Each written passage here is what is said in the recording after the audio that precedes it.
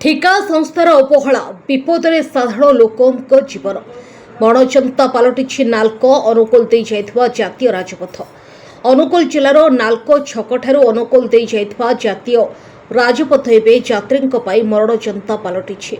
रास्ता वर्षे विभिन्न स्थान में गर्त खोली दीर्घ दिन धरी छाड़ी दि जाइथिबारु प्रतिदिन यातायात नाकेदम होउछन्ति साधारण लोके। विशेषकर राति समय गर्त देखा कष्टसाध्य होउथिबारु दुई चकिया और छोट गाड़ी चालक माने दुर्घटनार सम्मुखीन होउछन्ति।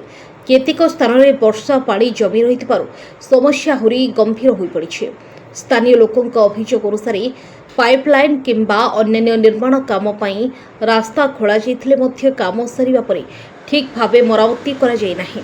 एहाकु नै प्रशासन और संपृक्त विभाग अवहेला को दायी करिसेंति अंचलवासी।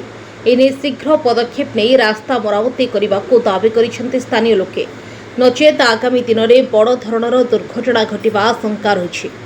अनुकूल अजित कुमार भोई रिपोर्ट, ओडिशा 24 न्यूज।